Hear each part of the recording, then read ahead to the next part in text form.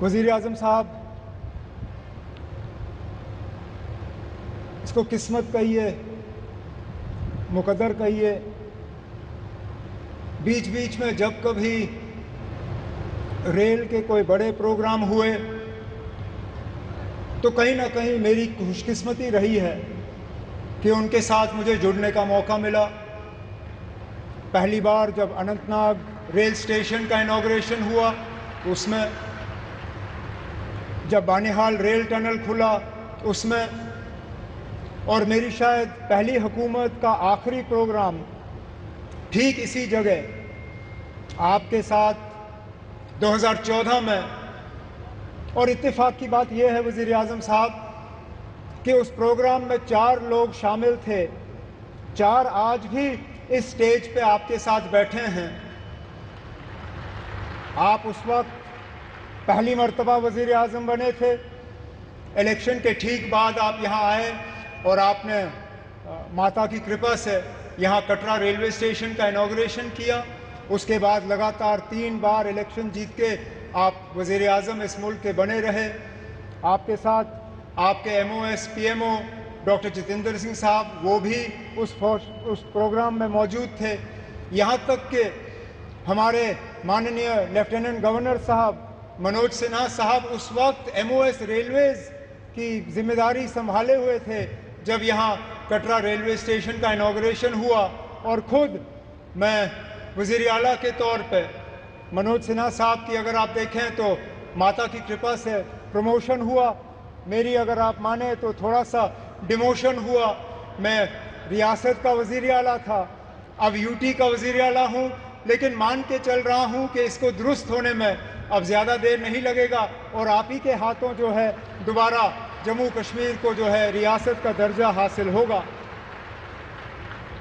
वज़ीर आज़म साहब, इस रेल के ख्वाब बहुत लोगों ने देखे, यहाँ तक कि कश्मीर को बाकी मुल्क के साथ जोड़ने का ख्वाब अंग्रेज़ों ने भी देखा था, लेकिन वो पूरा कर नहीं पाए। उनका ख्वाब था कि उड़ी झेलम के किनारे जो है वो रेल लाके कश्मीर को बाकी मुल्क के साथ जोड़ें, लेकिन आज जो अंग्रेज़ पूरा नहीं कर पाए वो आपके हाथों पूरा हुआ और जम्मू कश्मीर, कश्मीर की वादी को बाकी मुल्क के साथ जोड़ दिया गया। इस मौके पे मुझसे बहुत बड़ी भूल होगी अगर मैं पूर्व प्रधानमंत्री जनाब अटल बिहारी वाजपेयी साहब का इस मौके पे शुक्रिया ना करूं, क्योंकि ये प्रोजेक्ट ज़रूर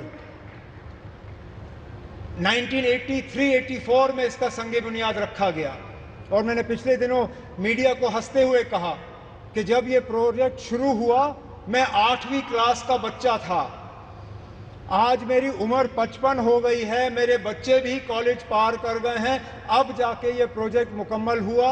और ये तब हुआ जबकि वाजपेयी साहब ने इसको प्रोजेक्ट ऑफ नेशनल इम्पोर्टेंस का दर्जा देके इसमें बजट में जो है प्रावधान करके ये प्रोजेक्ट आज मुकम्मल हुआ।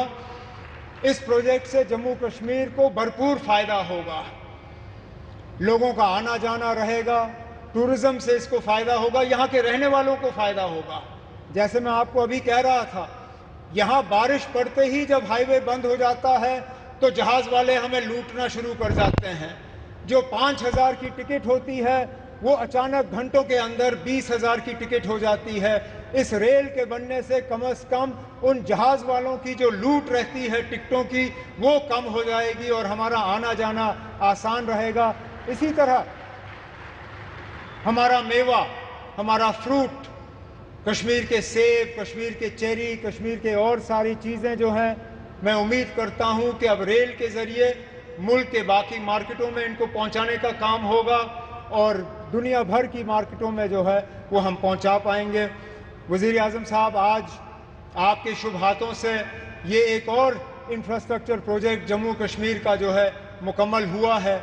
इसी तरह के कई और प्रोजेक्ट्स जो हैं वो तेज़ी से आगे बढ़ रहे हैं, चाहे जम्मू का रिंग रोड हो, चाहे श्रीनगर का रिंग रोड हो, चाहे दिल्ली अमृतसर कटरा का एक्सप्रेसवे हो, चाहे जम्मू श्रीनगर 4 लेनिंग हाईवे का काम हो, जम्मू एयरपोर्ट के एक्सपेंशन का काम, श्रीनगर एयरपोर्ट के एक्सपेंशन का काम, जम्मू ये रेलवे के नेटवर्क का एक्सपेंशन, इन सब चीज़ों को जो है तेज़ी से मुकम्मल करके हमारा पूरा इरादा है और हमारी मुकम्मल कोशिश है कि जो विकसित जम्मू कश्मीर, विकसित भारत का जो आपने नारा दिया है, उसको पूरा रंग भर के हम मुकम्मल करके यहाँ के लोगों के हवाले कर लेंगे। लेकिन आज इस मौके पे जम्मू कश्मीर के लोगों की तरफ से वज़ीर आज़म साहब, मैं आपका दिल की गहराइयों से इस मौके पे शुक्रिया और मुबारकबाद करता हूँ। बहुत बहुत शुक्रिया। बहुत बहुत धन्यवाद माननीय